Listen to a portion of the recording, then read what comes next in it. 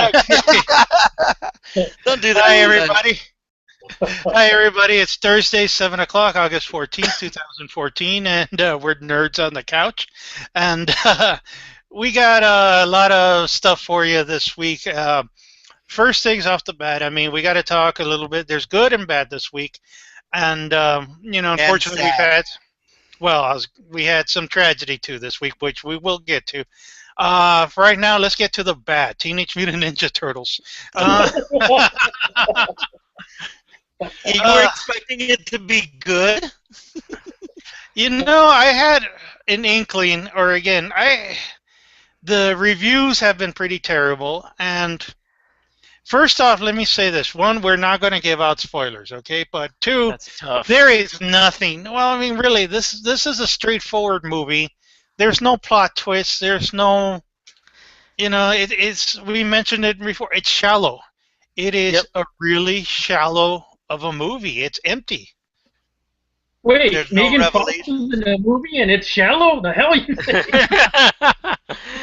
Like I said, it felt like I'm just gonna say this. Her lines felt like she wrote them herself, and she comes No, off no. as hysterical and not very intelligent at all. I'm Well, sorry. let me Actually, say this. I Let me disagree say with this. Well, the intro, I gotta say, the intro caught my interest.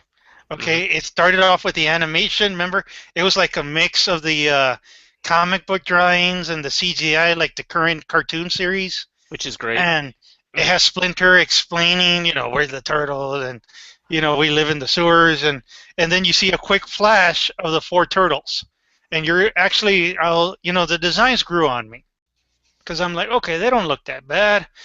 Dun dun dun, like a superhero movie, and then Megan Fox comes along, and I'm like, oh, the movie's ruined. I'm done.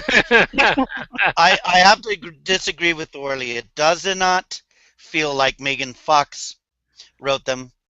They're too good for Megan Fox to have written them, but it feels like a 3-year-old Ah. wrote them.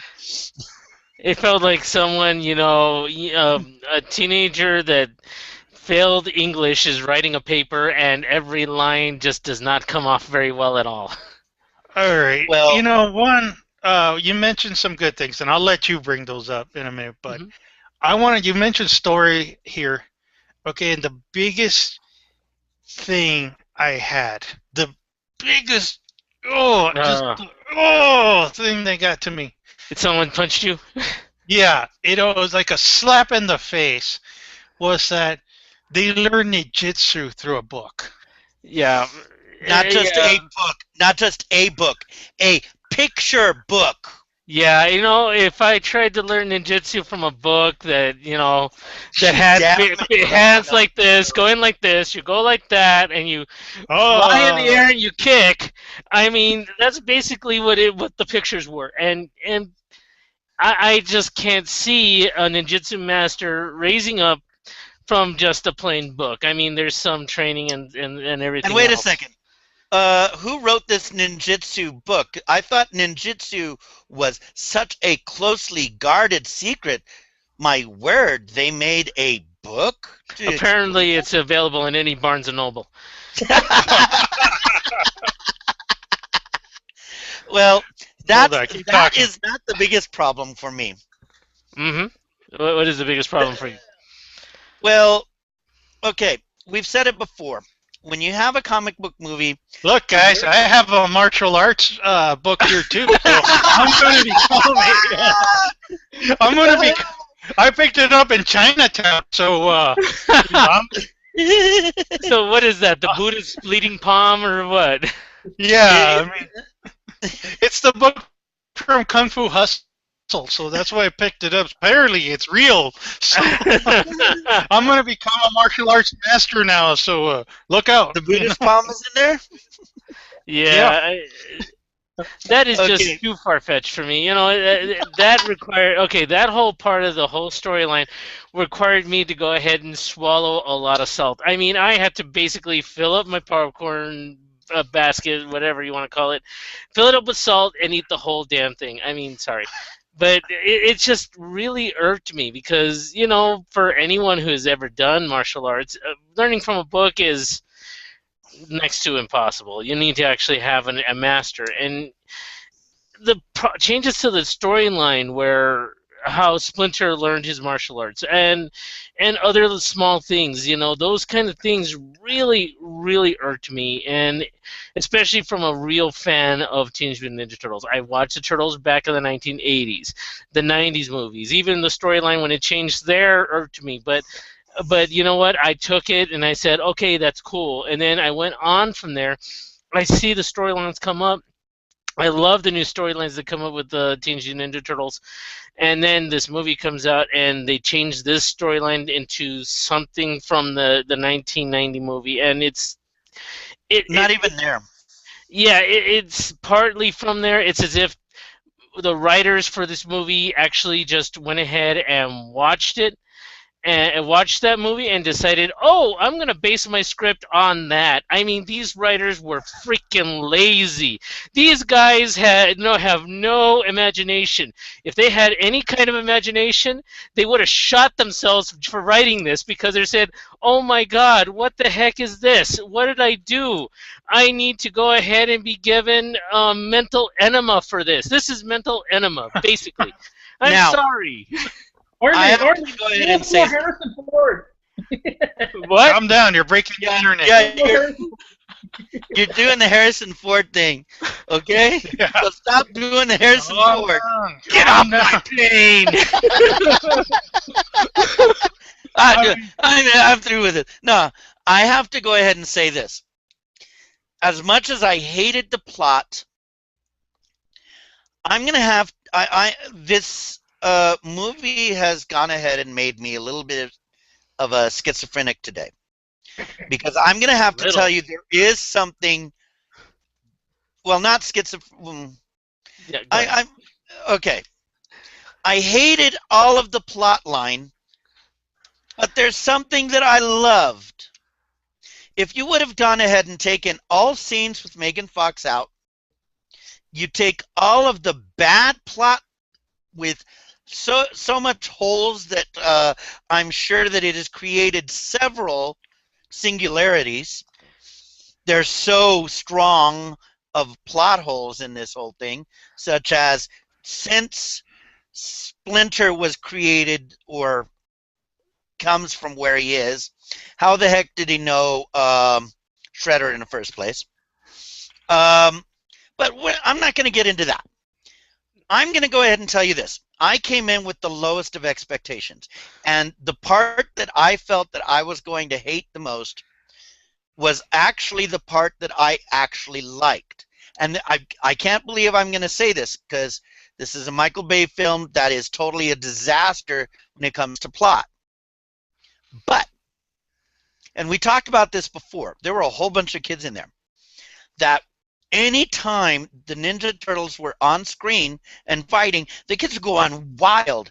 And as my brother was describing, because he saw it the day before I did, a little, like, 7-year-old in the back, basically, there is a phrase that the Ninja Turtles are not allowed to say because they promised themselves they weren't going to say it.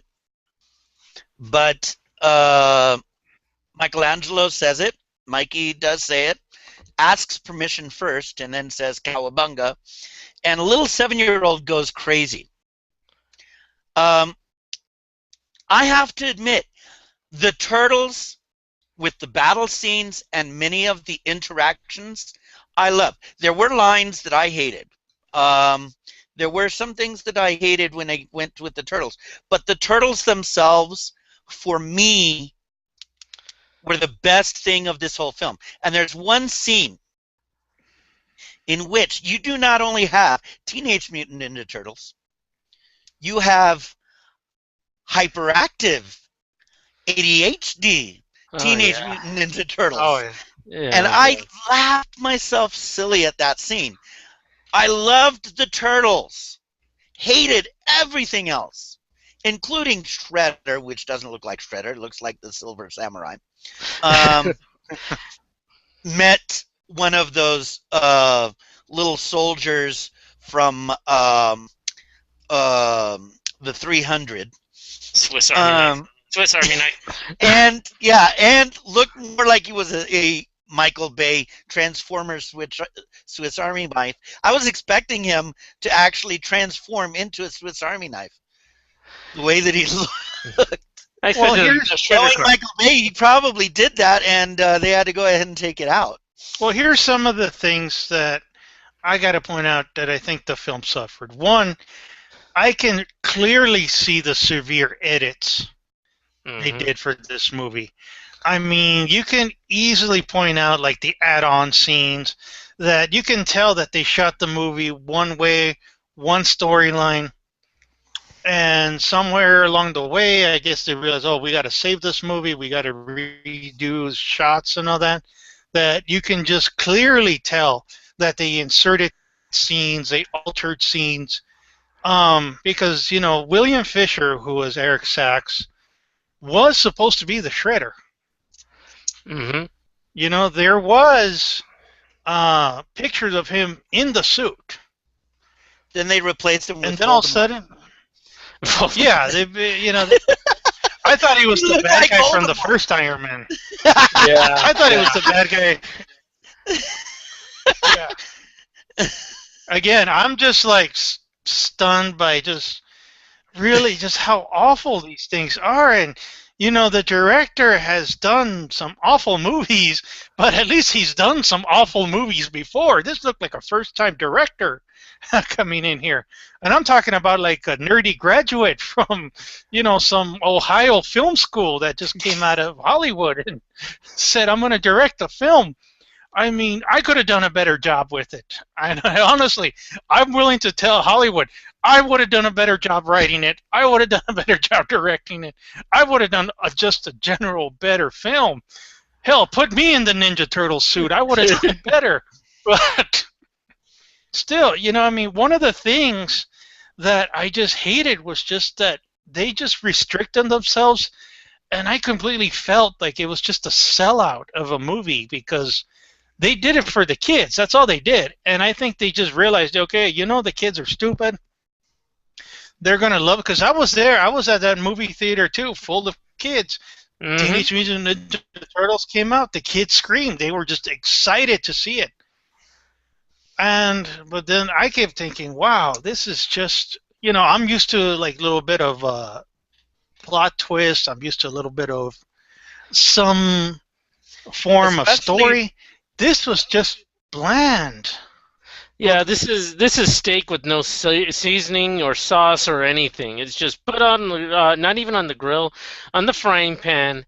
There's no real taste to it. And I disagree. This is steak that was rotten, and they knew it was rotten steak. So they went ahead and took a whole bunch of salt, threw it on there, knowing that the flavor of the salt is going to hide how stinky this steak is, and yet everybody can tell how stinky and terrible this steak was.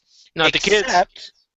Except the kids and me whenever the Ninja Turtles were on there. Yeah. Yeah, you're right. I mean, yeah, and people who don't know the Turtles, well, it depends. I mean, there's huge plot problems in here, of course, and some people will catch that. But if you are willing to look past that and everything, it's a really enjoyable film. I mean, that's the way it goes. That's the way Iron Man 3 was. Yeah, and of course that was a colonoscopy in itself, but we don't talk about that too much No, nowadays. but again, we point out that there's people, and I've had people come up to me and they've told me that they loved Iron Man 3. That people who say Iron Man 3 was awesome. Yeah, And but and I'm like, really? But Well, again, there I are- can't tell people what they can't and don't like. But And kids loved I've this had people- movie. What can I say? Kids loved it. There's a sequel coming. I and have, I have friends that are comic book nerds as well, who don't have a problem with Dark Knight Rising, and I can't understand why. yeah, and you just can't get past the fact that people are gonna like what they like, And if they love the turtles and they're gonna go ahead and watch the turtles, they're gonna watch them and then they'll love them. But Everybody has their guilty pleasures. You know, I'm one that likes the first half of the League of Extraordinary Gentlemen. didn't Only like the it. first half. Didn't like Only any of the it. first half. I'll see the first half, and then once they get to Venice, I'll go ahead and stop watching the film. Okay, now here's one thing I want us to bring up here. Okay, I think we raked it through the coals pretty good. But what are some of the positive things? Because, this movie to me, wasn't all bad. No, Um, I love the interactions actually between the turtles. To me, they honed the turtles pretty well. And, the design grew on me. Apparently, we saw some design work early on. Either they tweaked them or they weren't finished. But, the designs kind of grew on me. And I really liked the way they acted with each other. Because before in the 90s ones and all that, it was kind of sterile, kind of Jim Henson-y, Muppets kind of here. Here, they acted like teenagers, and I did get a vibe that they were kids. Yeah. Like horny teenagers, but teenagers nonetheless. especially Mikey. Especially Mikey. Yeah, Mikey's the only one for that. For me, the thing is this: when I first saw them, I first saw the first designs. I kept on thinking they looked like big Koopas, Hmm.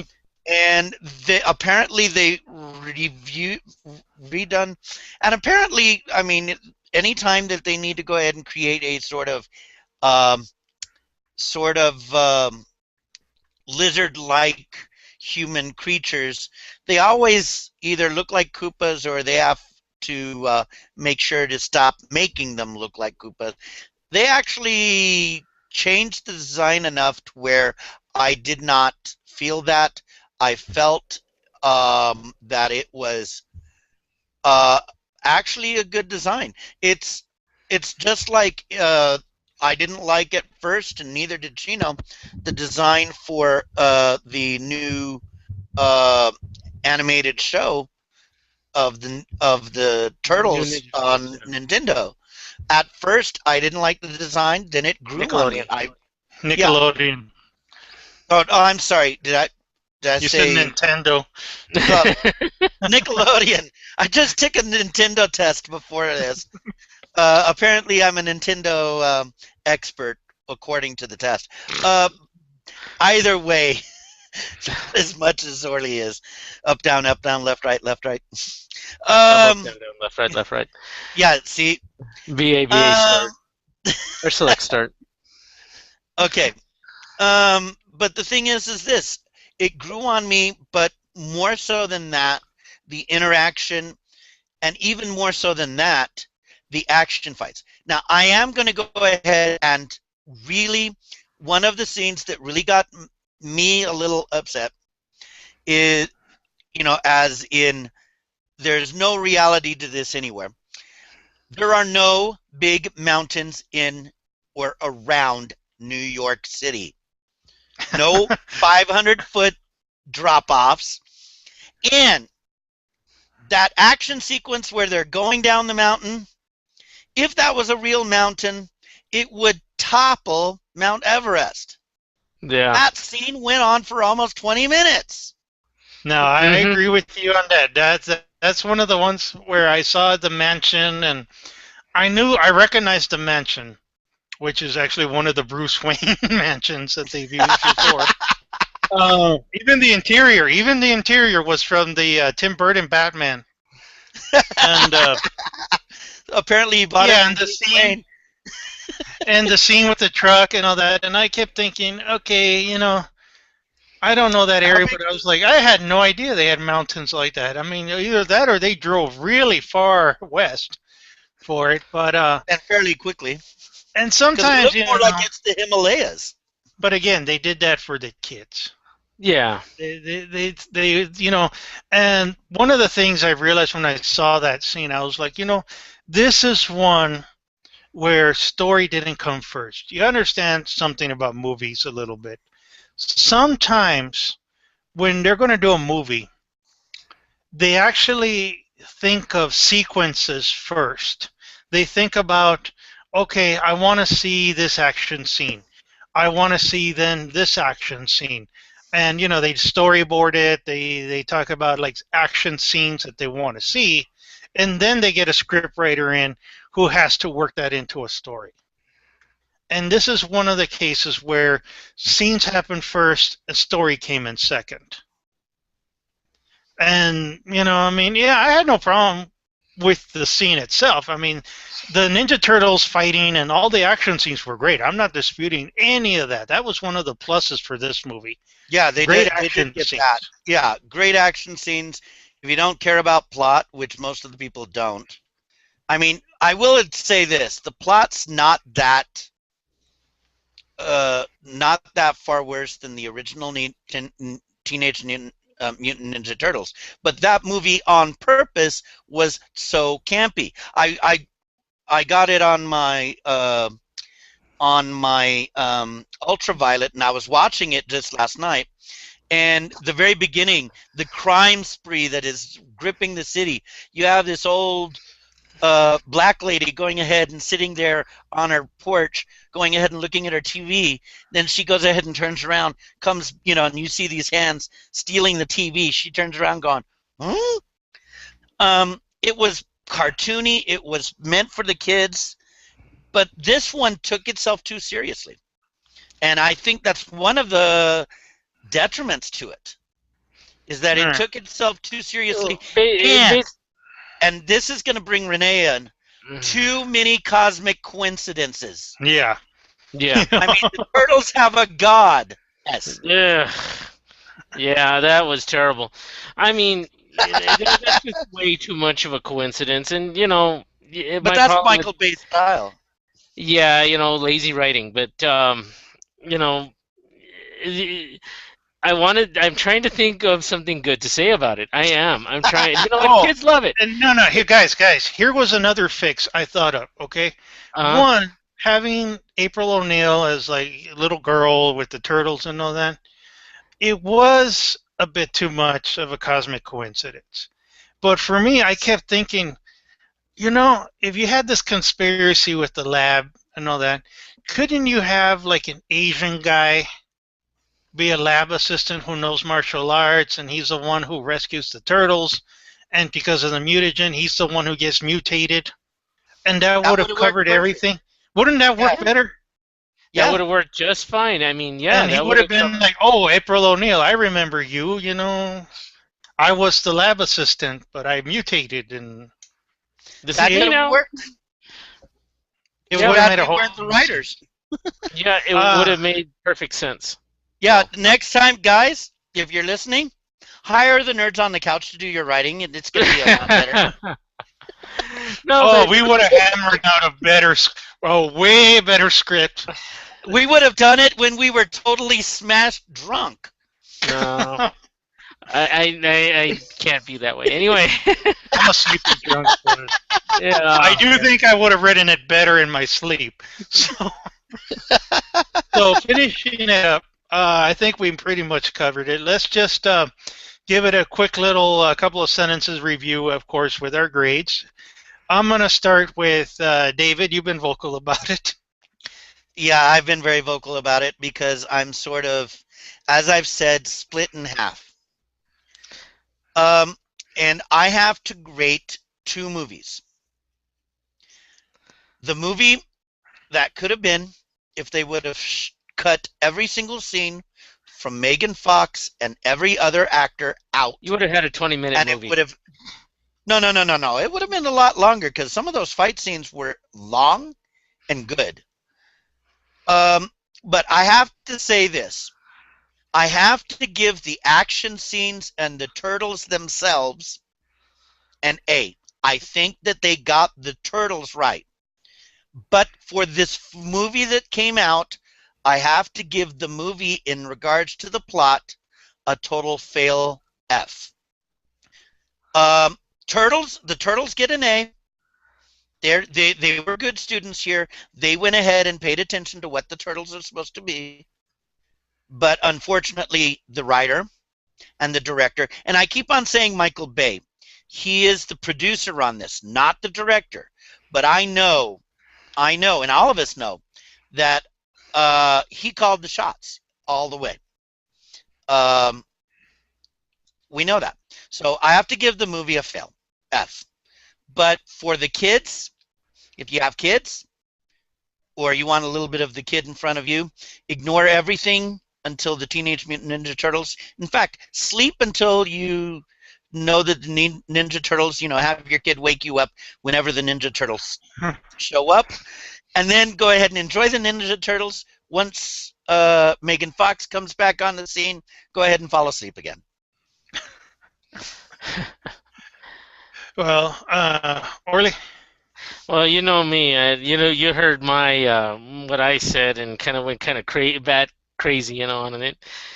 Um, you know, even with the turtles and everything, the plot lines really ruined everything for me. I mean, I really couldn't enjoy the film. It was really tough for me. I had to watch it because I wanted to see what was going on and see where I could go ahead and poke some holes through the plot, which was pretty easy considering I could go ahead and drag a bucket or a car through it. In all actuality, I can't give this a good grade. I know a lot of people are still liking it. They're gonna love it. They're always gonna love movies and like of this caliber. No matter what, at least it was better than Battleship. Oh yeah. But I have to go ahead and give this, in all honesty, a 60. It's an overall review of it. I'm not going to go ahead and give it 2 grades because I really can't. I'm really not going to do that because that would mean another rubric, and I'm not going to pull one out. Well, no, I didn't give the film 2 grades. Yeah, I know. You graded the turtles themselves. Yeah. But, I enjoyed certain parts of it. But you know what? I also enjoy some of my students who get things wrong. I mean, I watch them and I'm like, okay, let's see how we can fix this and see if I can help you understand. They make me laugh. I'm always going to have students that are not going to be 100% on task and on par, but you know what? I'm going to help them out. And if I could have helped out this film, I would have. I would have said, okay, this requires some tutoring. Okay, Michael Bay. Yeah, you're belonging tutoring right now. So this is a 60. This is definitely a 60. I have a question for you. Go ahead. Is this, and this is in all honesty, because we've seen movies that are completely, no matter what you do, you're not going to go ahead and fix the film. Any Uwe Ball film, that's what. Mm-hmm. But the thing is this: is this fixable? If you saw this, would you go ahead and say, okay, take this home on the weekend, go ahead and, these are some suggestions. Do you think that it could be fixed? And do you think that we have a hope for the sequel to be much better? Yes. And, your number one hope is that Megan Fox's character gets killed in some kind of fire and never comes back again. That's one of your main fixes. And then, of course, the other fix on the entire movie, when Renee suggested, hey, why not make Splinter one of the lab assistants that gets mutated? And that's actually a better and much better fix. I mean, but unfortunately, that fix can't happen. Yeah, unfortunately. And but like you said, it's take this home on the weekend and fix it. And if we could do that, yes, definitely. Well, let me tell you, my hope is that this movie's here. It got out already. Okay, it made its money. Let's just get it out of the way. Let's just throw it out. Okay, it's there. Kids enjoyed it. Fine. It's out. Let's just forget about it. Let's move on. And I'm hoping that at least with the sequel, one, you get a better director. The director they picked, again, he hasn't done movies I've enjoyed particularly. I mean, he ruined Wrath of the Titans for me. And there was some other action movie which I forgot, which I know I did not enjoy. And this guy, and I felt that's exactly what happened. This director did not know what he was dealing with. Michael Bay, you're right, he was a producer. It could have been some of his shots. It could have been some of the things he wanted. But well, there's I different think he ways of called the fixing it. shots. I think he called the shots.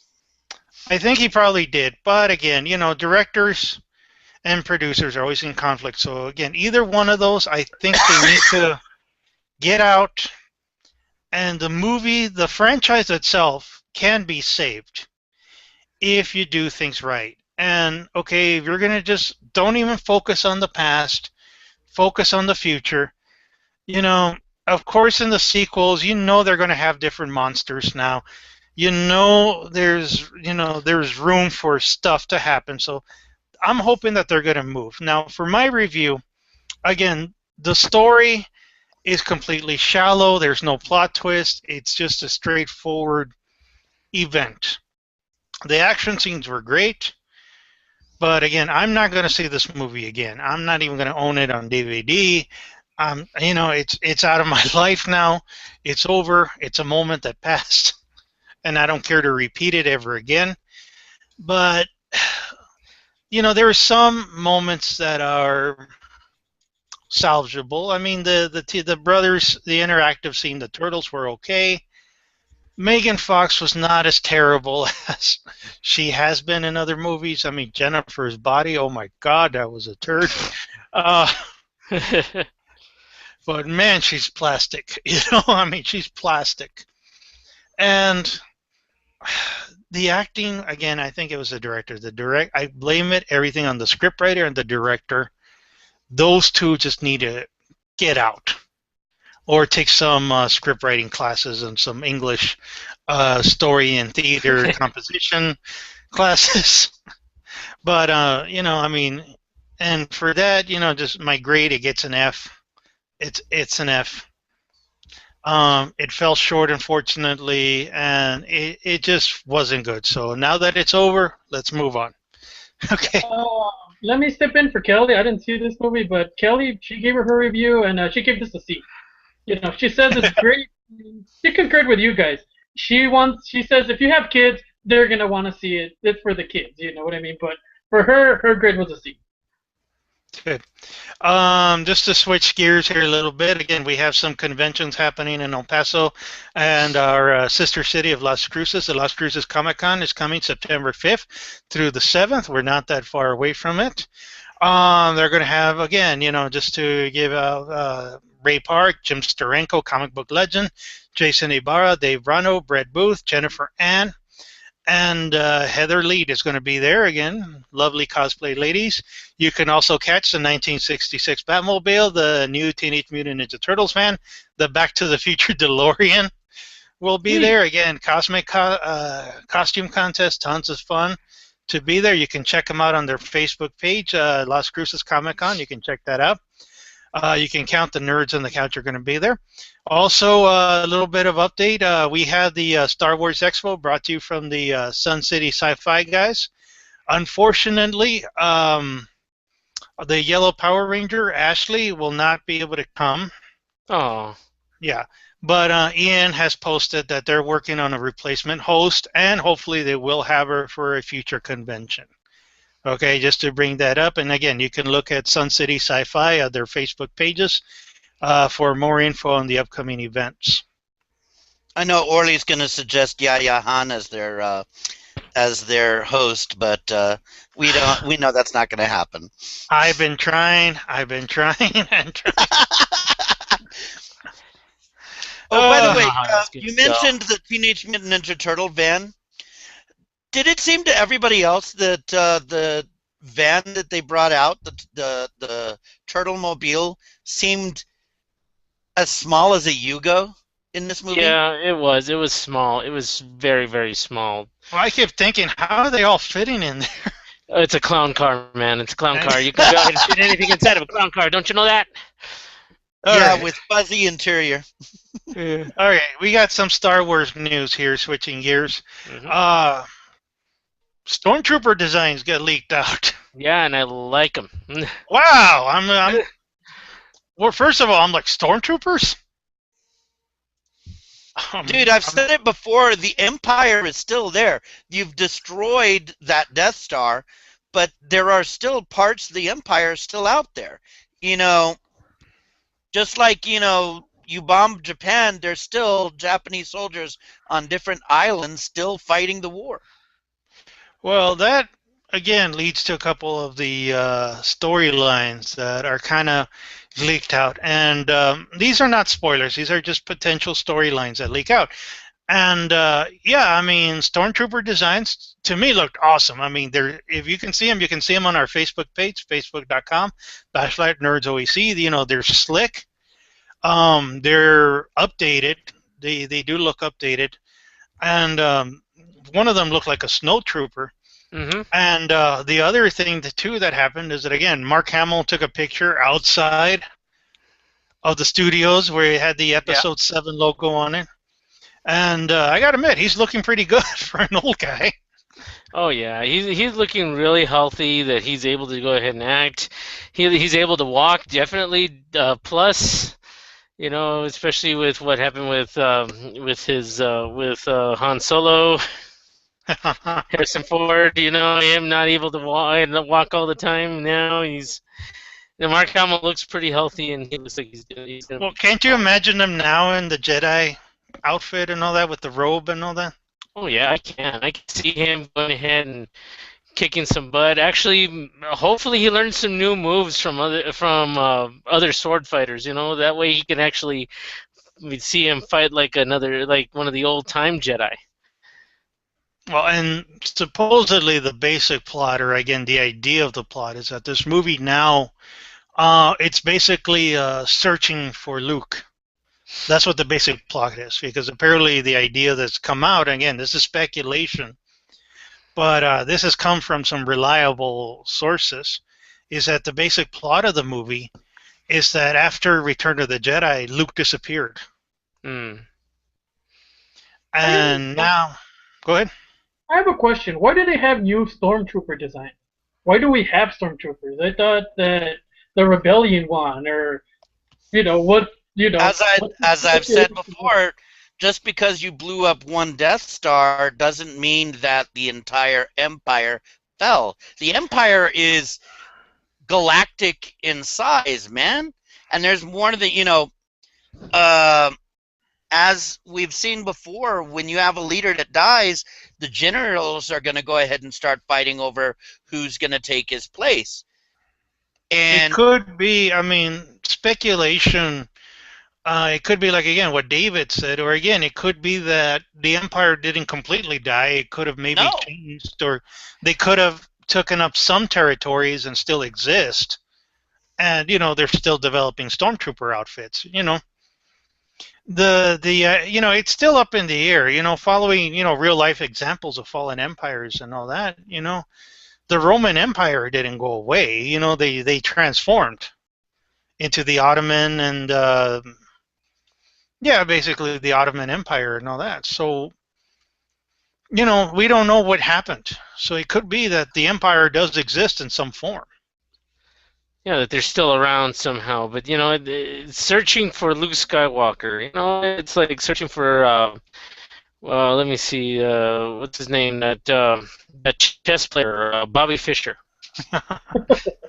That's what it feels like now. We're searching for Luke. Where is he? Is he underneath this rock? No. We got to find him. Is Luke gonna have a striped shirt? I'm just Well, and again, they also leaked out interior pictures of the Millennium Falcon and all that, and I mean the sets and all that look great. I'm glad it's not all CGI, which I was afraid of, that it was definitely going to be like it was all CGI all over the place. But I'm glad they're actually making some real props. Some other news again, changing it. Michael Bay is officially leaving Transformers. Good thing. Thank you. You can go now. There you go, Mr. Transformers. You're gone. Talk about overstaying your welcome. I mean, how many have there been? There have been 5, haven't there? Yeah, 5 Transformer movies with him as a director. No, is it 5? I thought this was number 4. Was there? No, this was number 4, not 5. Maybe it was number 4 and it feels like 5. I don't know, and I don't care. At this point, I feel that my head has been filled in with too many inaccuracies, bad writing, and an Optimus Prime that's finally fed up and wanting to shoot humans. Um, So you're saying don't let the door hit you on the way out, Mr. Bay? Let it hit you on the way out. Let's see what happens. Maybe you have a good concept come out of there. Anyway, Maybe it'll explode. Okay, maybe when you hit Michael Bay, a big explosion happens. maybe I mean, that's is what this he's sort of afraid like is this sort of like, you know, you have the hired goons that physically take them, 4 guys, go ahead and throw them out the window 20 feet below. Oh, hey, I didn't know there was a pool down there. There's a pool down there, you know. And then it explodes because the water explodes. You know, water. And the car jumps over, and I don't know what goes on in Michael Bay's universe where everything is flammable and explosive and is always on pressure. You know, it's under pressure. And always has the same mechanical winding noise whenever it transforms. well, you know, first No matter of all, what film. we didn't do a Transformers review because we were on vacation at the time. But our end of summer special is coming up soon. But which of course we'll talk about more in detail of Transformers. But you know, to me, the last one wasn't that bad. It wasn't that horrible compared to number 3. You know, number 3 was just bad. Yeah, a colonoscopy is not that bad either, but you know, it's still something if you have to go through it, you want it to be over as soon as possible. I did enjoy watching Kelsey Grammer get blown up. I mean, the way you're sounding is you're telling your proctologist, "Oh, this year's wasn't as bad as it was last year." Yeah, still exactly. still a pain in the, but not as bad as last year's. Well, here's the thing: is there hope for some good Transformer movies? Well, with the wikis are no longer there. No, they clearly were not. Yeah. So, And I heard, my opinion to you guys, can the franchise be saved? saved from what? It's still making over $1 billion each single movie. Yeah. When it comes to actually making the place, you know, the franchise money, it's there.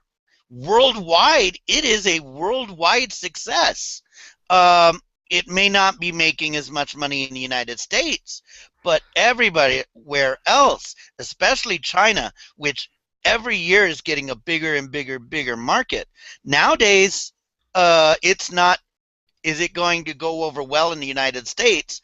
It's, is it going to go over well in China? Well, you know, and it's gonna make its money. No matter what's gonna happen, maybe they might get somebody that might be able to get it back on track and make something that's actually gonna be more truer to the old franchise. But you know, if you're talking about places like India, well, this is where you see the Indian version of the Terminator, which is really wild. If you ever see it, I suggest you watch those scenes because you see when they interconnect to go ahead and make the big. Ladies and gentlemen, to see the film clip that we're talking about, all you have to do is go to YouTube and do a search for the world's greatest action movie ever made. yes. I mean, you know, you got that coming out. I mean, can Transformers come better than that? I mean, can they make something better than that? Than watching interlocking Terminators and fighting. Oh That God! was really wild. But okay, just to say, hopefully we can save that one. But you know, I bring it up, you know, because as much as it made money and all that, and yeah, there's another one on the horizon. The toys were not that greatly received. Merchandising was not as good as it normally was, and all that. So, you know, it was just as good as it was. And again, I was not bored with this one. Again, I found myself wanting something. And that's the thing. I don't know what I want out of my Transformers movie, but I know I want something else. And I don't want Megan Fox back. No, no. No. You know Uh, what might work on a Transformers movie? Make it another planet, dude. Get away from Earth, man. Make it yeah, Cybertron, you know. Make it another alien planet. That would be fascinating to me, you know. Make it more sci-fi than Garden Variety. Oh, that'd be great. I would like yeah. to see a semi on Mars driving down, man. I think that'd be great. Well, switching gears, speaking of movies that I don't think should get made, Sony is still hell-bent on doing a Sinister Six movie. I don't see how that was gonna work. Is it gonna be a total villain movie? I mean, where the villains actually win, and then later on you'll see Spider-Man take them on in a different movie? What is this about? They like butchered the Spider-Man villains on the movie, especially the second one. I mean, they don't give them justice at all. How can I put this? Let me see. How can I put this without offending everybody? It sucked. It Uh, sucked. It it's sucked. like it's like it's like if Sony tried to make an Iron Man movie, but he's wearing hockey pads instead. You know what I mean? That's kind of example I could think of. You know what I mean? They have these great villains, and for some reason they downsize them for some reason. I don't know. Well, to be honest though, the special effects for Electro were great. Just the story was garbage. I mean, yeah. I mean, they made him into someone that's actually really creepy. They wanted you to feel sorry for him, but I don't feel sorry for him. I don't. Well, let me say this. I hate two-dimensional characters, Yeah. especially in this point in age. We're so far along with Spider-Man now that he is an institution, and the villains had no attention paid to them whatsoever. It was completely disrespectful in that movie. And, Jamie Foxx is a great actor. And, he's done decent movies. He's done some awful movies, but he's done some decent ones. And he can do action. He's done his fair share of action movies. Stuff. And, Stuff. Yeah. and my God, that character was just so two-dimensional. You could see the cartoon lines growing out of him. Mhm. As bad as he was two-dimensional, they had a one-dimensional character, man. Come on. Rhino, he's a one-dimensional character. Oh yeah. I'm the Rhino. That's it. That's it. You talk about how bad the Jamie Foxx was as Electro, man. Paul Giamatti, who's a great actor, and all we can remember of that movie is, oh, I'm the Rhino. Come on. That poster, the posters were so demeaning. It was, the posters promised so much, remember? You had like Spider-Man, and you had the Rhino, you had Green Goblin, you had Electro, and you're thinking like, oh, some great movie, and nothing. I mean, it was really nothing. And that's the problem. We're talking about them trying to make a Sinister Six movie, which I would wholeheartedly like this if it was some other one, somebody else doing the Sinister Six, or who knows. Hopefully it is. Hopefully they're not going to use the same characters they had in the Amazing Spider-Man, because, like you said, who's going to sit down and watch a movie with two-dimensional and one-dimensional characters? Well, actually, people will do that. Never mind. Yeah, it's going to happen, but, What's the plot? What's the plot? Shut You up, got take nothing my but money. bad guys. A bunch of bad guys, no Spider-Man. What? Yeah. They're I playing mean, cards, dude. That's what they're doing. Oh, you remember that Batman episode of I Almost Got Him? yeah. They're gonna be playing cards. I almost got him. Each one of them gives their story. Yeah. Oh, Yeah, but you know what? I can imagine someone's gonna make the Rhino into the guy that's gonna come up and say, "Yeah, I snuck up on the bat. I was right behind him, and I threw a rock at him." jeez. Well, I'm actually now hoping for something better here. strange news. I mean, just strange how everything gets cluttered and all that. Mighty Morphin Power Rangers is now officially coming July 2016. Yay! Is it going up against Batman versus Superman? Because I mean, if we're gonna, might as well just, I don't know. Is it too late to bring, to go ahead and reboot the franchise like that? I mean, they're still out there. I mean, you got Power Rangers Ninja Force, and then you got Power Rangers Rainbow Bread Force, and stuff like that. Is it too late to go ahead and bring them up? I mean, is it? I'm not. I see myself watching it. Maybe if I watch enough previews and say, oh, this might be okay. But here's the thing. I mean, they've had so many incarnations of them and all that. But this is bringing back, or again, the idea is that they're going back to the roots, and they're going back to the American original. I don't want to say the Japanese original, but they're going back to the original American Power Rangers with, the red, the blue, Yeah, to be honest, I enjoyed the movies that came out in the 90s. You know what I mean? They were okay. I mean, it wasn't, the main reason you watch Power Rangers is to watch something light. You don't watch it for, philosophical debates on it. Well, apparently they were written that way in Japan, because you remember watching the actual episodes, and you see what happens. They're the ending episode, they went to heaven. Yeah, they got on a big poofy cloud, and they waved bye to everybody, and they went to heaven. Yep. Well, in general, Japanese are kind of morbid in the stuff you watch. It's hard to see show me a happy Japanese ending to video already. You know what I mean? It was happy. They went to heaven. Well, again, I advise our listeners and all that, if you want to see the original Japanese, they are on YouTube, and you can see them subtitled and all that, and it is the weirdest things you have ever seen. I swear they are. Oh, yeah. And, man, they talk about killing kids and burning them alive and all that. Yeah, that's the scary thing. But as far as things go, I like the originals. I watched them in high school, and, they had a following. And I keep wondering, how is it that they're going to reinterpret these to be relevant, to bring back the nostalgia audience?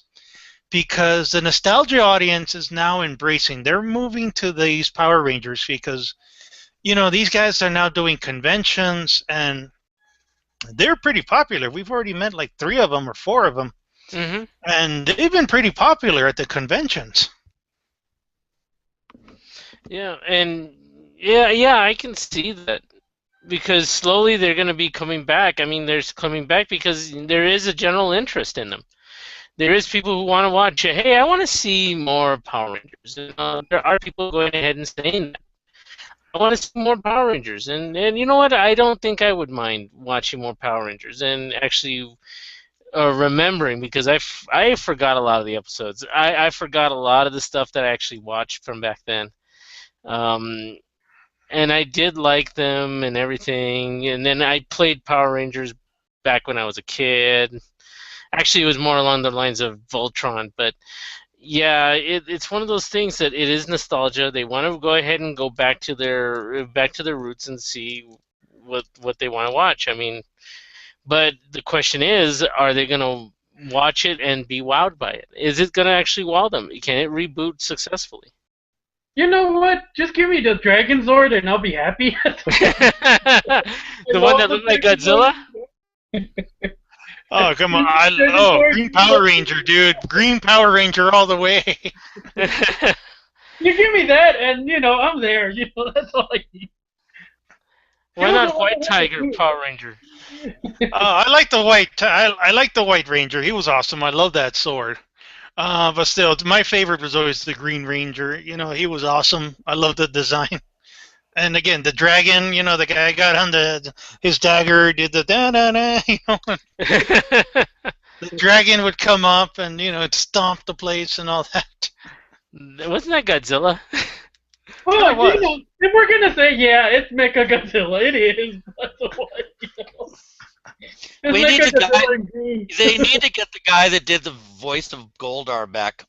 I mean, when we met him over at Daxie's, oh man, that guy was a hoot.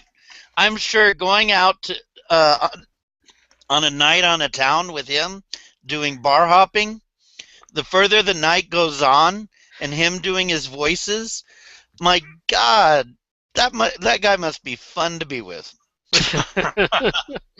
And we gotta have, oh God, what was her name? That Rita Repulsa. Rita Yeah. Repulsa. Oh, I love I mean- Rita Repulsa.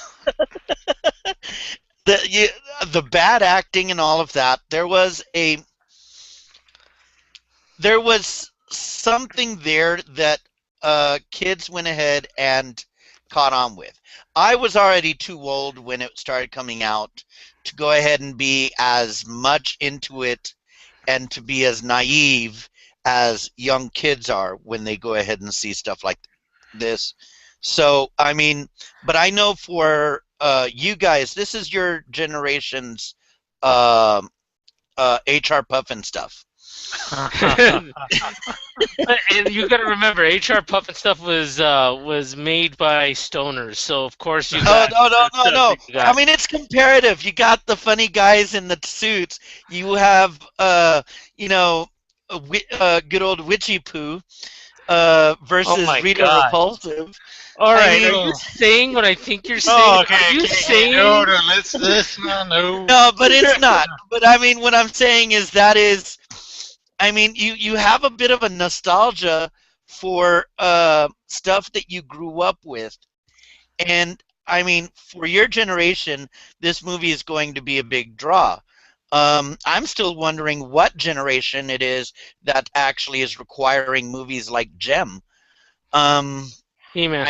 I cannot understand that 80s. ideas. 80s. Yeah, but even back then, I don't remember that many people that watched Gem and the Holograms. You're not a No, girl, dude. No, I'm not a girl, obviously. It was a popular show. Dude, I mean, no, for I me mean, back just- then it was Dungeons and Dragons. Now that was the show.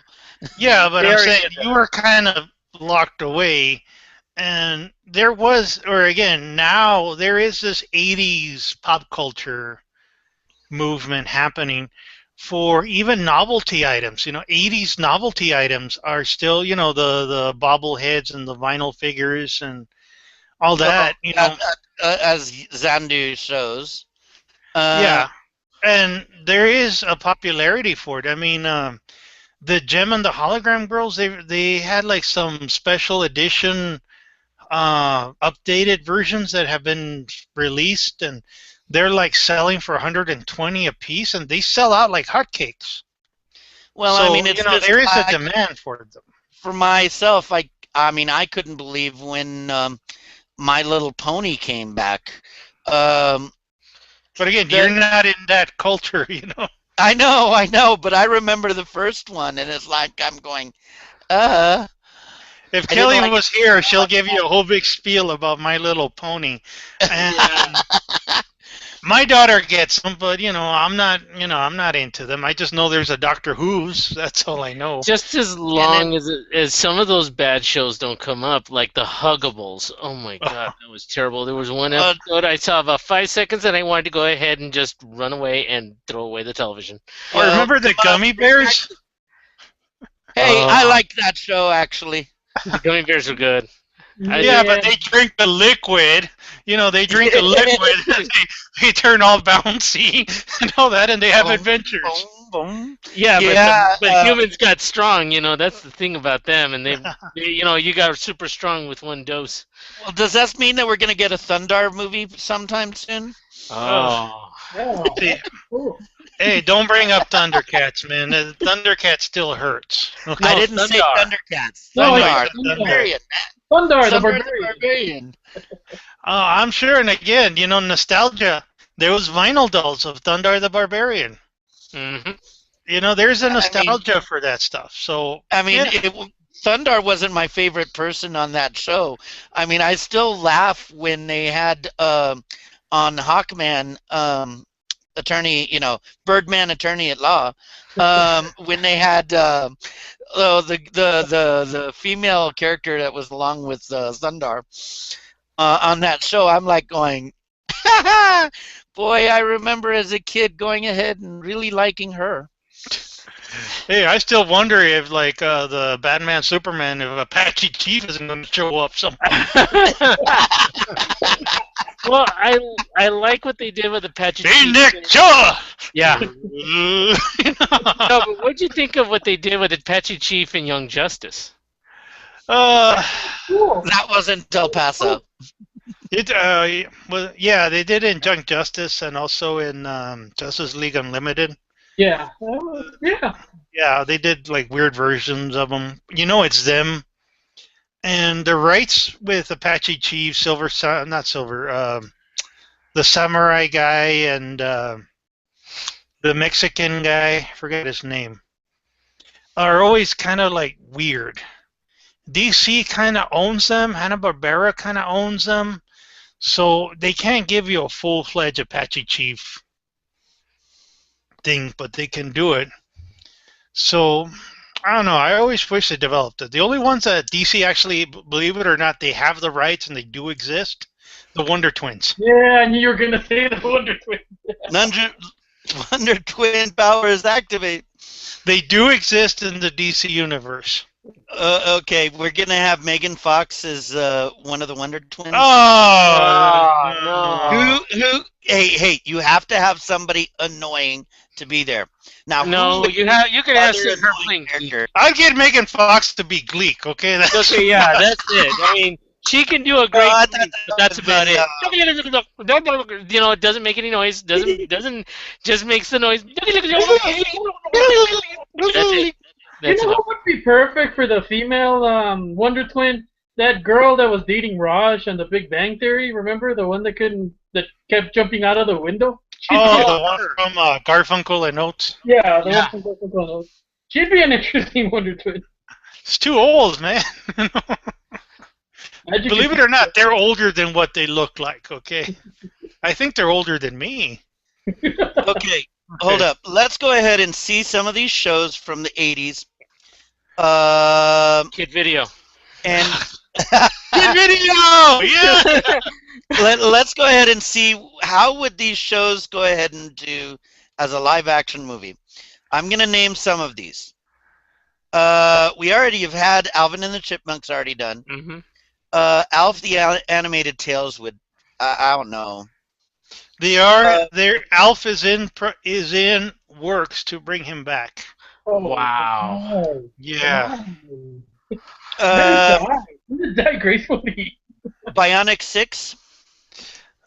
There's always been talks of the Bionic Man, the $6 million man, to come back. Reboots and all that. Yeah, Brave Star. Brave Star, probably not. Yeah, I'd rather see He-Man before Brave Star. Yeah. Okay, He-Man definitely. But how about the Galaxy Rangers? Yeah, Galaxy Rangers would be awesome. that would be good. Live action. Silverhawks. Silverhawks. Oh, that would be great. Oh, that would be great. Count Duckula. Oh, no. Oh, come on. Bring back the Groovy Ghoulies, man. Darkwing Duck. I would like to see Darkwing Duck come back. That would go ahead and have to be the Disney to do it because they own that. Yeah, Disney owns it. Now, But here a is CGI one. movie would be Here cool. is one that I think that would be maybe a good movie or TV series. Galaxy High. Yeah. Yeah. It is weird and strange enough. The original animated one was, I mean, really ahead of its time, I think. Because it has sort of like, a high school. You're talking about The one where they're up superhero high, you know. Remember, like a jock and a nerdy girl Yeah, become exchange students for like yeah, an for intergalactic high school. intergalactic school. You had the girl that's all lips going ahead and always yapping at 5 different things. It could work as a you know. I never remember this one. Hammerman? No. No. I don't All remember right. it. Okay. Oh no, Moving it on. was MC Hammer. Oh, we It got was to an move MC on a little Hammer. Oh bit. yeah. Okay, let's go on. Yeah. A little bit of Superman versus Batman news that has been leaked out, which again, you can catch photos and all that on our Nerds on a Couch page and our Facebook page. Big plot. People have reported, catching scenes, reported like what they're seeing and all that. And one of the big plot things that have come out apparently is that the movie is going to begin where Superman ended.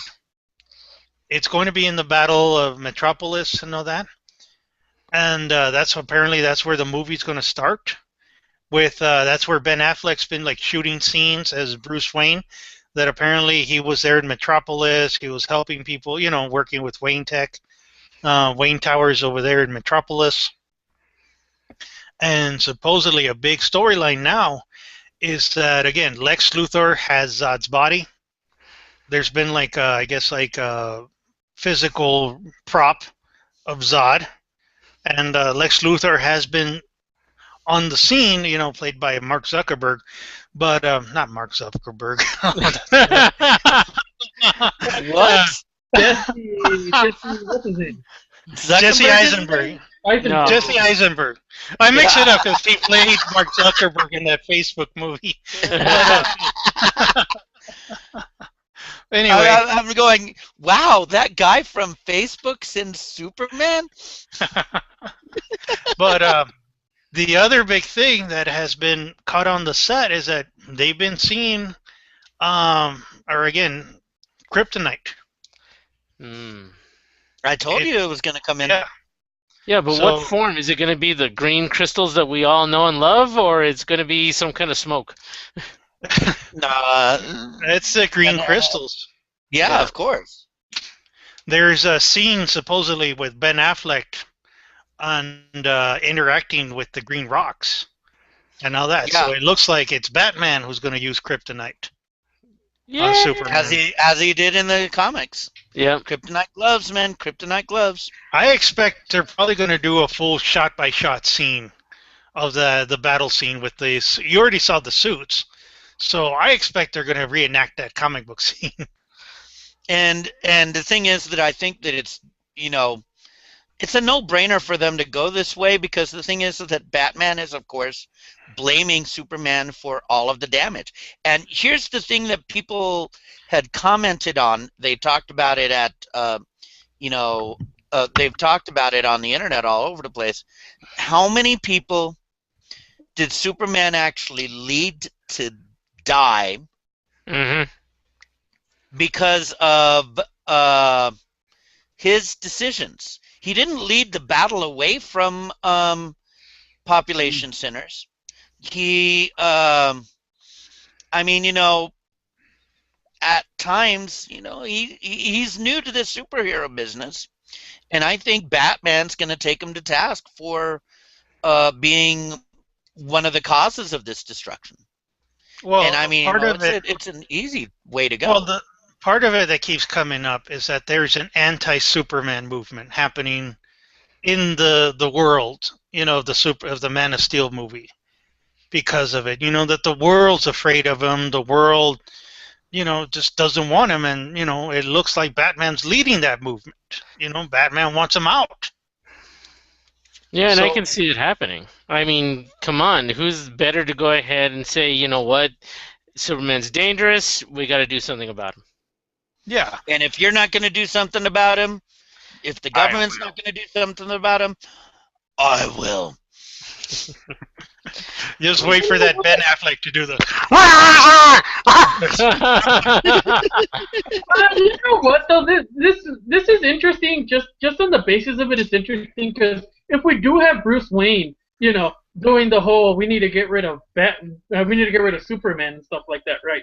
what's Lex Luthor doing? Lex Luthor's all about power. So while Bruce Wayne is doing this whole thing, he's in the shadows, figuring out a way to figuring out a way to take go ahead and advantage. control Superman and Well, apparently maybe he go ahead has and get Zod's him. body. Yeah, So That He opens may- the potential to a lot of things. Do you think we're gonna see Bizarro? I predict maybe Bizarro. I mean, the long-standing rumor is Metallo, especially if you have Kryptonite Yeah. in it, Yeah. and this is where Lex Luthor, it could be the same thing. He steals Kryptonian technology and makes that super suit that we see in the comic books. Yeah. Oh, He has because remember, Zod also had that armor that he tore off. And who's to say, Lex Luthor got it too. Yeah. So again, there's a whole lot of things that are happening, but I kind of see now where they're heading toward the dawn of justice. I mean, just on the surface of it, man. Lex with kryptonite DNA. So it boggles the mind all the stuff he could do with You think that he's unraveling the secrets behind Kryptonian physiology? Is that what you're saying? Yeah, and also again, Lex Luthor in the New 52, he is a scientist more than he is the industrial billionaire manipulator and all that. We originally see Lex Luthor again in the 52 comics as a scientist that the government brought on to stop Superman. yep. This is raising an interesting question. I mean, I know you guys didn't like Battle of Los Angeles. I liked it. But they did something that I thought was really great. They killed one of the aliens, he brought it back, and he had a vet do an autopsy on it to try to figure out its weakness. Now, think about this. Lex has a kryptonite body. He could easily dissect that and try to figure out how Superman works. You know what I mean? Wait. Kryptonian. Yeah, but Yeah. hold up. Going ahead and cutting Kryptonian, even though he's dead, doesn't he still have the almost invulnerable skin anyway? Well, there's vulnerable. ways, and Lex Luthor would probably find. He'd find a way. He'd find a way to dissect it. And again, same thing. Red light, red sun, and all that. Weekend Superman and all that. It could be Lex Luthor discovers that. In trying to dissect the Possible. body. Yeah, I that's what I'm saying. The best way to find out Superman's weakness is he's already got a kryptonian body, dude. So he's got something to work with already. Yeah. Oh, this is scary. So again, just like you said, on the surface, it's a lot of stuff to work with, and I'm really looking forward to the movie, seeing like what they're going to use, what they're going to deal with. Zack Snyder is the thing too, is that he knows his comic books, he knows his stuff, and he does get deep. Man of Steel was deep. Bay. Yeah, unlike the others, Man of Steel was deep. Mhm. And so I think, there's a lot to work with, and it is the beginning of a whole lot, because we already know they announced like 12 DC movies, and they're all tied into the same universe. So, that's a lot of exciting stuff to work with. So again, I'm looking forward to this. A couple of bit of, just one more news before we get into our last discussion here. Mhm. And I wanted your opinion on this. San Diego Comic-Con is suing Salt Lake Comic-Con over the use of Comic-Con. No, Really? Yeah. that's not that no. They cannot go ahead and sue over that. It's a comic book convention, Comic Con. They have San Diego Comic Con International. That right there is its brand. But Yeah. Comic Con, it's too common of a hyphenization. Well, for me, I think it comes down to, should we still call it Comic Con when you have people work in the comic industry pulling out? So Yeah. I don't know. It doesn't make sense to me. I can tell you this: if they're gonna push it, if they do push this, they're gonna go ahead and lose a lot of the, a lot of the local fan bases. There's already a movement to go ahead and, why do I have to go to San Diego Comic Con? Like we're doing here in El Paso, let's go ahead and create our own. We don't have to travel all halfway across the country and see something that's being controlled by the movie industry. Um, the homegrown comic book convention whole business has boomed in the past, you know, decade.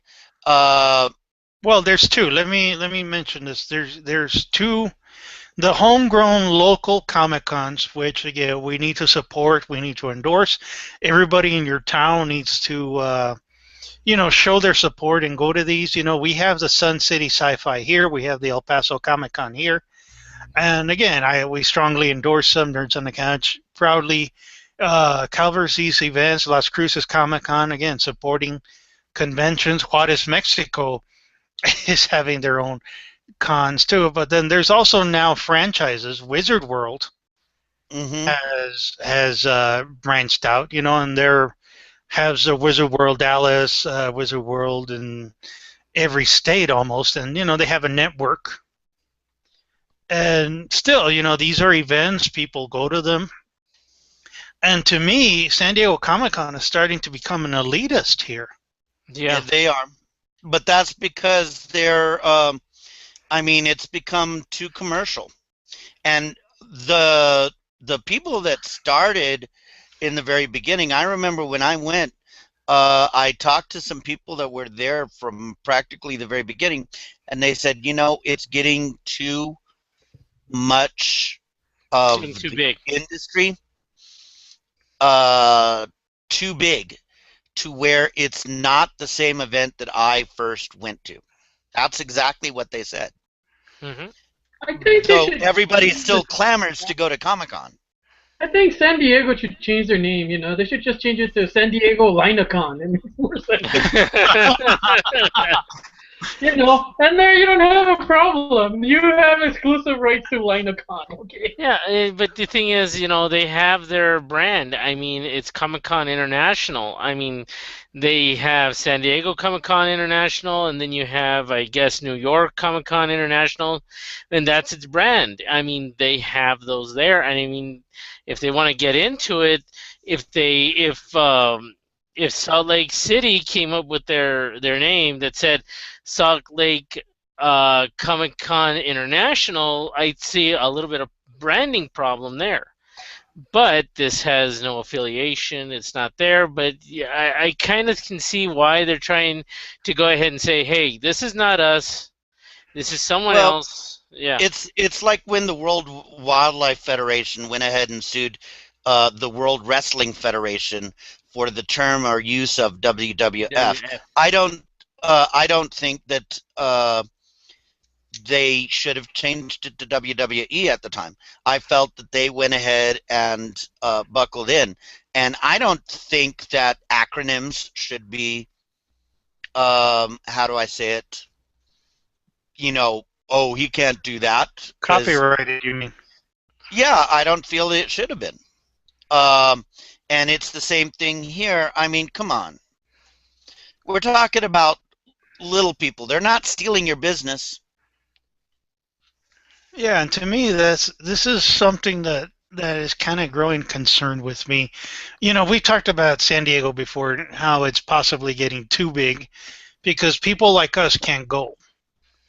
Yeah. I mean, the average Joe has to do a lottery system where, if some celebrity who is not even having anything to do with Comic-Con wants to go, or again, a corporate executive or some movie executive wants to go, they're not going to have any issues going. They'll push their way through the corporate, head guys and all that and get free tickets. While guys like us, you know, we gotta wait in line for 2 hours, cross our fingers, and hope that we get picked and pull out our cards and cough up, the $178 a ticket. Oof. And we gotta go make our reservations at a hotel, which is probably going to be another $200 a night. Food expense, and then going there, waiting like Chino said, in lines, amazingly 2-hour lines, just to get a little San Diego Comic Con trinket that we want. while missing out or getting in lines to go to big halls to see stuff that we probably won't even get to see because it's still a huge ass line that's already sold out and all that. So again, it's For me, ridiculous how it's for gotten. me, when I went, actually, it was the smaller panels that I liked the best. I mean, the one that we got to go ahead and see. Oh, by the way, did you guys see the new SpongeBob trailer for the new SpongeBob movie? Oh, yeah, I see it in 3D. Yes. They're going ahead and doing a Smurfs with the SpongeBob characters, and here's the thing: SpongeBob is funny enough to be able to do it, even Yeah. after all these years. The guy that does SpongeBob is so, the guys that do SpongeBob are so Crazy. wrong. They're funny. Oh, my They biggest fear is that Antonio Banderas is the pirate. He is. Yeah, I know. He's the Yeah. in the beginning where you see the picture of the. Are you ready, kids? And it's, Yeah. oh, Well, getting past that, he's talking about the panel where there was Mark Hamill and a whole bunch of other voice actors. Not Mark Hamill. What? Which one? I mean, if you're talking No, about the it was voices, the guy that did. No, it was the voice of SpongeBob. That Wait, which was Tom Mark Kenny? Hamill was that? no, yeah. Then Tom Kenny does the voice Tom of Kenny. It was Tom Kenny and a whole bunch of other voice actors, and also Mark Hamill was there. Because you got to He wa- remember, That's Mark right. He Hamill was. does the voice of many different characters. That's Yeah. right. He was there. He was Joker, man. Come on, he was Yeah. Joker. Yeah, I Go. forgot that he was there. Forgot he was. he does the voice for SpongeBob SquarePants. Not a regular voice, but he does a voice for SpongeBob. Hmm. And yeah, he does tons of voices everywhere else. I mean, I Yeah. hear him sometimes when I'm He- going through Cartoon Network and like one of those weird shows comes on and like I recognize his voice. Like he's done the voice of Skips on, let me see, the regular show. Yeah. He does the voice of Skips. I mean, he does all sorts of voices. He's everywhere, Mark Hamill, Yeah. and he knows voice actors very well, and that's why he was on that panel. But go on. Well, just to switch it up because we were moving on. Last bit of business I want us to talk about, and we've had a tragedy happen this week, Hmm. and Very good one. we lost one of the greatest entertainers. And this man, not only is he going to be considered one of the greatest comedians of all time, one of the most amazing actors of our time, and I am declaring him, putting him up on the Nerd Hall of Fame for some reasons that we're going to discuss right now. Oh, Robin definitely. Williams. Robin Williams was just stunning. Again, we're not going to talk about the circumstances of his death. Yeah. The bottom line is that we lost him. We I lost can- a great actor, and I he can qualifies. Well, I Oh, was I'm just going to sorry. say he qualifies in the Nerd Hall of Fame for some of the most amazing roles he's played. I mean, I'm talking about Mork and Mindy, sci-fi, Bicentennial Man, The Adventures of Baron Munchausen. He had a Was it cameo. Baron- Go ahead. Was in Baron Munchausen? Yeah, he was the King of the Moon. Yeah. King Oh of the God, Moon. yes, the King of the Moon. Yes. Popeye. Don't forget Popeye. Yeah, I was You- getting you also Popeye. played Popeye. Fantasy, Hook. I mean, Jumanji. So again, his roles has been so wide and varied that we have to recognize him. And for his personal life, I knew he was a big comic book fan. He really enjoyed comic books, and he was an avid video game fanatic. World of Warcraft. Yeah, he was extremely into World of Warcraft. Now there's a petition, and it looks like Blizzard is going to do it, where they're going to include or memorialize Robin Williams or his character in World of Warcraft. Or I think they're going to make him a statue, or they're going to put something special to honor Robin Williams. Because he was a World of Warcraft fanatic. He was an Xbox player. He was he owned a whole bunch of games. I remember one of the early years where we were watching G4 with Attack of the Show, and they were at San Diego Comic-Con, and they had a scavenger hunt. And one of the scavenger hunts was just to find a celebrity walking around, and one of the girls found Robin Williams at the video game booth, and they were asking him, like, well, out of your movies and all that, which one do you think would be the most awesome game? And he was like, well, we could do Dead Poet Society, the game, but that'd be a text-based. Yeah. I can tell you this. People all over the internet, it almost shut Twitter, Facebook, almost shut the entire internet down when everybody found out. And I can tell you this. All of the different channels, they've been talking about him, and more of how much joy he brought into the world, that I was looking at all this phenomenon, and I'm saying to myself, do you know what's happening? Robin Williams is getting a worldwide ovation. Well, I gotta Everybody is standing up and going ahead and saying, thank you, and we will miss you forever. Encore, encore. We want you back. This is one guy who has, I gotta say, has been with me for my entire life. Honestly, I've enjoyed his movies so much. I've never laughed so hard from a guy. I've never cried so much from a guy.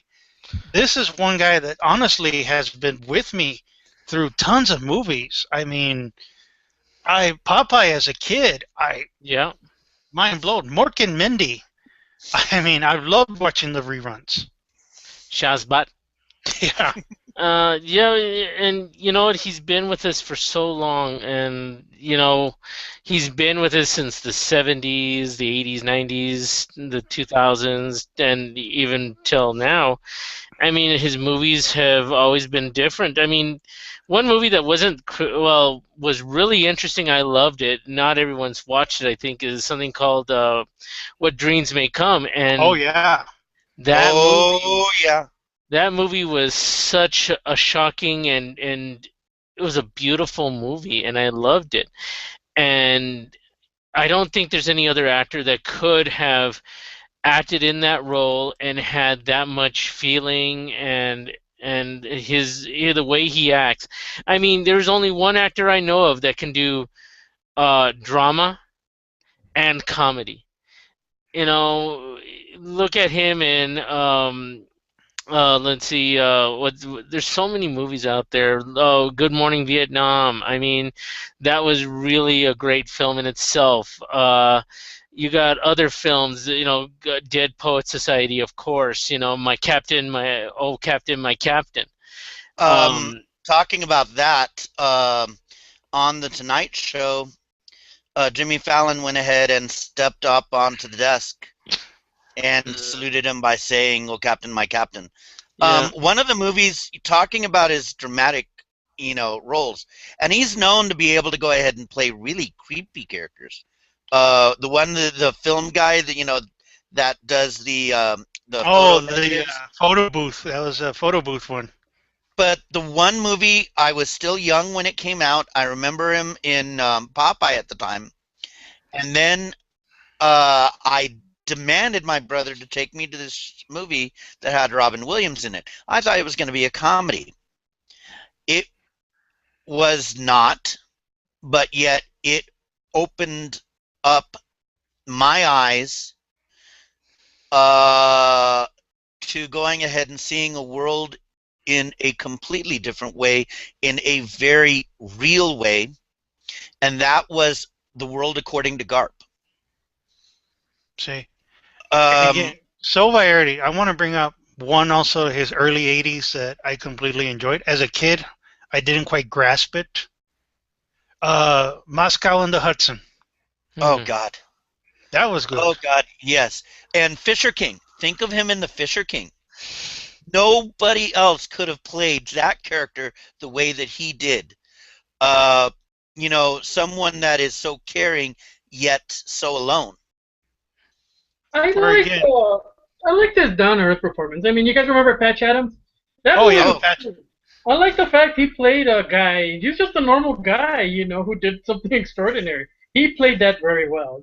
I love the line in that movie where the guy's like, "Oh, I want to be a doctor, like me." Yeah, but you suck at it. No, no.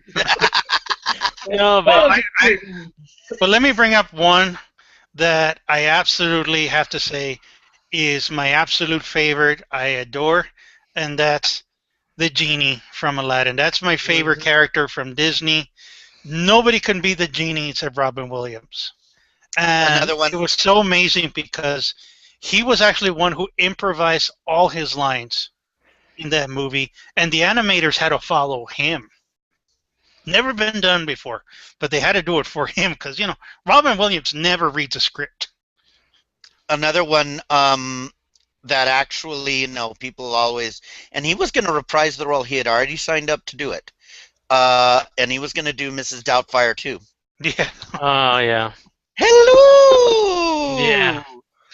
Uh, And his ability to go ahead and act the way he did, acting like a old woman and being able to act like first the bodiless head that's floating around in Baron Munchausen, going, "Oh yes, I don't need to touch the body. I don't need to think about those." And then they puts on his head. Is like, "Oh hey, yeah, come here, yeah, let's get us some loving, yeah."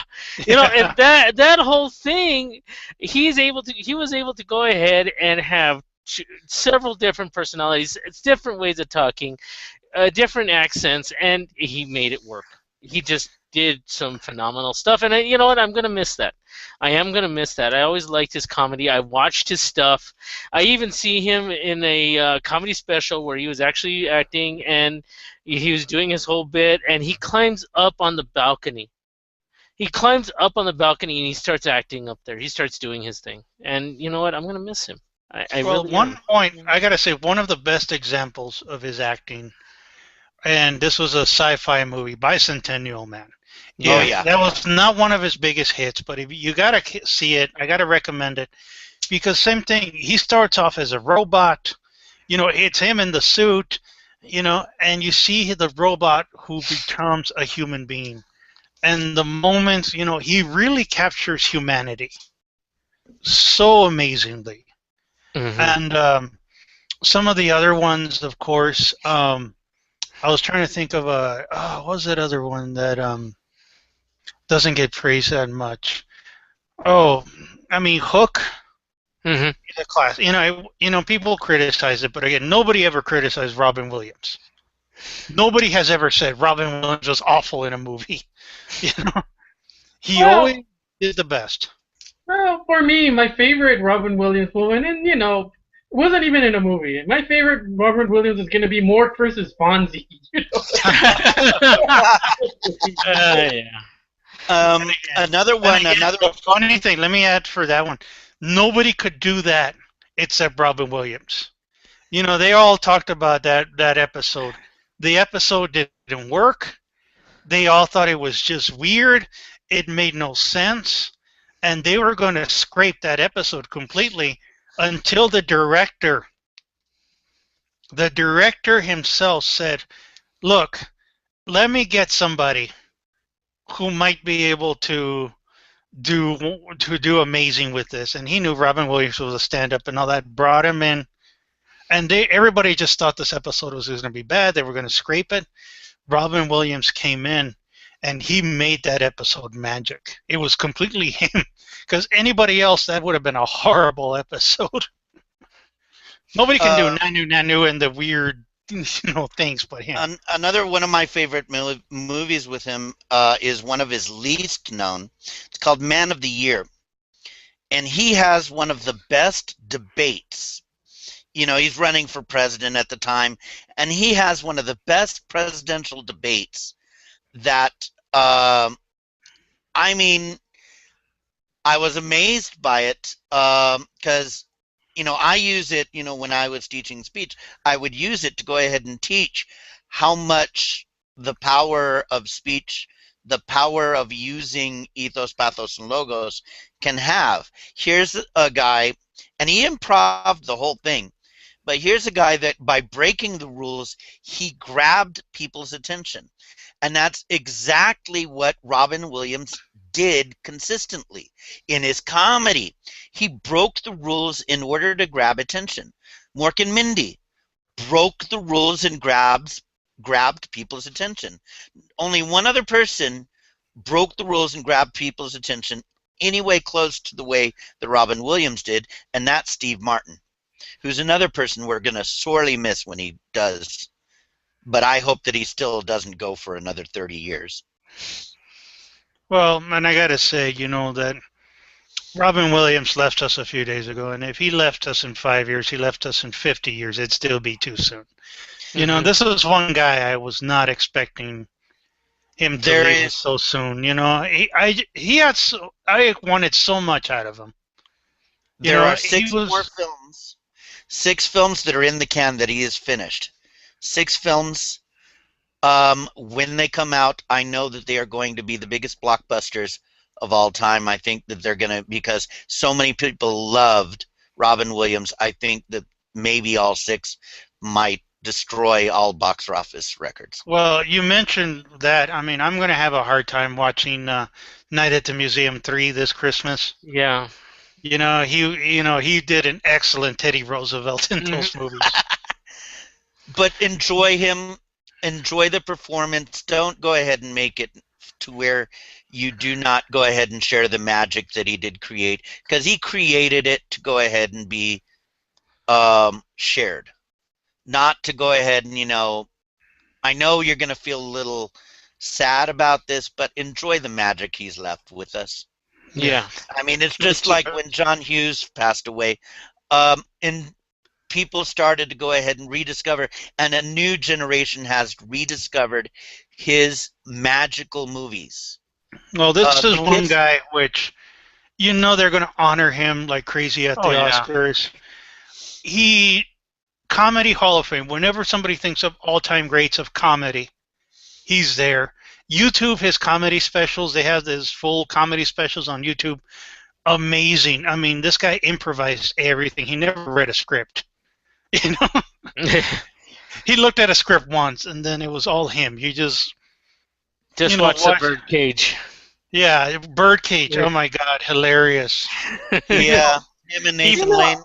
And the one thing I gotta give credit for, there's certain things that bug me when they honor an actor that passed away. This one actor is someone who has actually accomplished a lot. You know what I mean? He's somebody who's worthy of being honored. He went out there and made a career, made a name for himself. Out of his performances. And I respect the hell out of him for that. You know what I mean? And it's a slap in the face to all these other people that are honored for doing nothing. You know what I mean? For me, this guy's it. You know what I mean? We're gonna honor somebody. We honor somebody on their accomplishments. Robert Williams is gonna be it. We've already talked about it, and it's true. He did a lot. He made a lot. And he gave us so many different characters, different movies. He was a different guy. We've talked about this where we've had actors that are pretty much the same person in every movie. Nicolas Cage. He's always all right, we talk about Robin Williams. Keanu Reeves. Character in just about every other movie. Well, some of his characters were similar in certain aspects, but he had the whole range of emotion and range of characters. We didn't have an Adam Sandler thing where it's only like around 3 guys. This guy was everywhere. He's everybody. And I tell you though, when Robin Williams is Robin Williams, that was hilarious. I mean, yeah, I completely, whenever I see like he was going to be on Saturday Night Live or Conan O'Brien or somewhere, I always look forward because you're in for a time with him. Now there is one other person and I just want to quickly bring this up and then we can finish. There is one other actress that did die on the same day. Oh yeah. One that when I was a kid, I have a picture of Humphrey Bogart right up here in my room. You can't see it, but I love his films, and I fell in love with his co-star, especially in Casablanca, and that was the ever beautiful Lauren Bacall. Yeah, a wonderful actress, and there's few ladies like this. That kept some kind of inner beauty all throughout their lives. Audrey Hepburn was one of these people that no matter what stage of life she was in, there was something about her that commanded attention and said, this is absolute beauty. Lauren Bacall, not absolute beauty, but absolute seduction in the earlier years. And in the later years, dignity and command of any situation.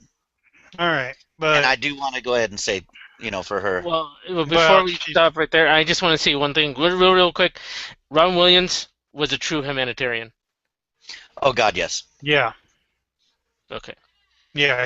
I always remember his St. Jude's and all the promos he did at the movies and all that. So. And I'm sure, again, any honor, any praise, he deserves it. So again, And with more. that, we're going to leave you. So until next time, catch all the info, catch everything at nerdsonthecouch.com, and catch the latest news, headlines, and all that. Facebook.com/nerdsOAC. See ya, Kiyosabi. Ah. Yeah.